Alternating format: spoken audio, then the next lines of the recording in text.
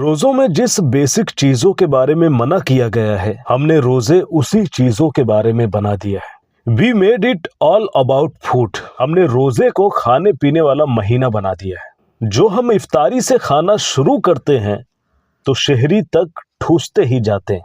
जब 2016 में जापान के वैज्ञानिक यूसी नूरी ने साबित किया था कि रमजान के 30 रोजे रखने से शरीर के अंदर बड़ी बड़ी बीमारियां दूर हो जाती हैं और जिस्म बिल्कुल पाक साफ हो जाता है, तब लोगों ने बहुत ही ज्यादा ढिढोरा पीटा था कि देखा कि इस्लाम ने ये तो 1400 साल पहले ही बता दिया था, ये तो अब बता रहे हैं।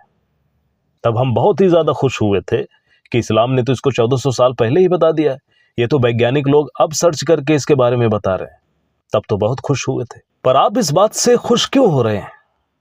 आपको तो रोजे का मतलब ही नहीं पता है। अब आपको ये पता ही होगा कि यूसी नूरी ने जो साबित किया था, उसने कहा था कि रमजान में 30 रोजा रखने से शरीर के अंदर मौजूद खराब बैक्टीरिया और वायरस जो है खत्म हो जाते हैं। जिस्म के अंदरूनी सेल्स के स्ट्रक्चर्स में पूरे साल से जो टूट फूट होती है वो ठीक हो जाता है। रोजा रखने से नए सेल्स बनते हैं और जो खराब सेल्स हैं वो बॉडी से नष्ट हो जाते हैं। यहाँ तक कि कैंसर जैसी गंभीर बीमारी से भी इंसान महफूज हो जाता है। इसीलिए सदियों से रोजे को तवील उम्री से जोड़ा जाता रहा है। जब तक हमारे मतलब की बात थी तब तक हमने इसका बहुत ही ज्यादा ढिढोरा पीटा, लेकिन इसके आगे यूसी नूरी ने जो कहा था उसको हम भूल गए। उन्होंने ये भी कहा था कि रोजा का फायदा तभी होता है जब हम कम से कम खाना खाएं। और हम क्या करते हैं, जैसे ही आजान होता है हम खाना खाना जैसे ही शुरू करते हैं और रात तक रुकने का नाम ही नहीं लेते। जैसे ही अजान होता है पकौड़ी, समोसे, बिरयानी सब कुछ चाहिए। ऐसा लगता है कि खाना मिलेगा ही नहीं। जो महीना भूख को बर्दाश्त करने का है, उस महीनों को हम एक खाने का महीना बना लिए। यहाँ तक कि खाने के चक्कर में हम नमाज में भी देरी कर देते। और कुछ लोग ये भी कहते हैं कि इफ्तारी कर लो दबा के, खाना थोड़ा लेट खाएंगे तब तक पेट में जगह हो जाएगा। ये हमारी सोच है, जबकि रोजा खाने का महीना नहीं है, रोजा इबादत का महीना है। और रमजान में हम इतना खाते हैं और साथ में ये भी कहते हैं कि हमारे नबी ने 1400 साल पहले ही बताया था कि रोजा रखने से शरीर की सारी बीमारियां दूर हो जाती। ये तो बात सच है। आज बहुत सारे वैज्ञानिक जो है साबित भी कर रहे हैं कि रोजा रखने से शरीर में पल रहे बड़ी से बड़ी बीमारियां दूर हो जाती। लेकिन हम उस तरह का रोजा रह कहाँ रहे। हम तो रोजे को सिर्फ खाने पीने का महीना बना के रख दिए।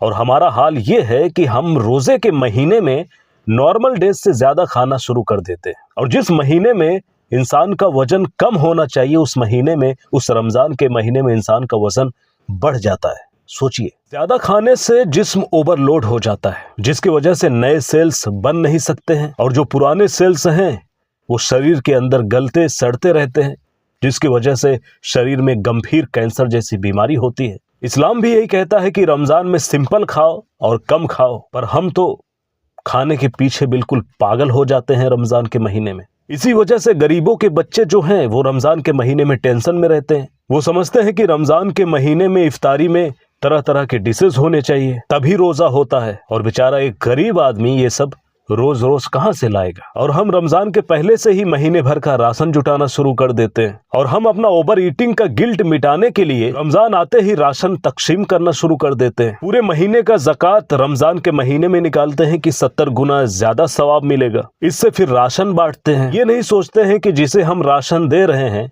उसे बाकी 11 महीने भी भूख लगती है। वैसे तो ज़कात पूरे साल में कभी भी निकाली जा सकती है, लेकिन जो लोग रमजान में ही निकालना चाहते हैं वो निकाले, लेकिन उसे पूरे साल में स्प्रेड कर दें। और कुछ लोग कहते हैं कि रमजान के महीने में खर्चा बढ़ जाता है। खर्चा तो बढ़ेगा ही, क्योंकि आप इफ्तारी नहीं, इफ्तारी में बिल्कुल एक पार्टी की तरह करते हैं, एक दावत की तरह इफ्तारी करते हैं। जबकि इस्लाम में वैसे भी कहा गया है कि खाने अगर बैठो तो 1/3 पेट जो है खाली होना चाहिए।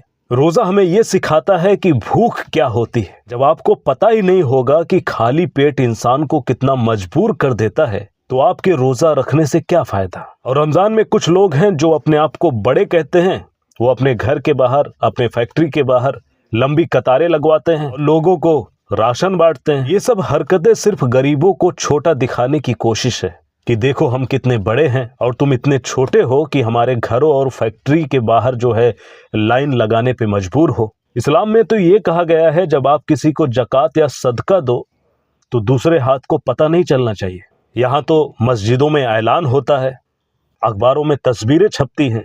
ऐसी हरकतें सिर्फ रमज़ान के पाक महीने में ही होती हैं। तो प्लीज़ रमज़ान को बताए हुए तरीके से ही गुजारें, रमज़ान को सिंपल बनाएं, दूसरों के लिए न सही तो अपने जिस्म को रीसेट करने के लिए, क्योंकि रमज़ान सिर्फ खाने पीने का महीना नहीं है। आज आप बाहर देखो तो रमज़ान के महीने में तरह तरह के डिशेज आपको देखने को मिलते हैं। हमने सिर्फ रमज़ान को खाने पीने का महीना बना के रख दिया है, जबकि रमज़ान भूख और प्यास के एहसास करने का महीना है। और जब तक आपको अपने भूख और प्यास का एहसास नहीं होगा तब तक आप दूसरे के भूख और प्यास का एहसास कैसे करोगे।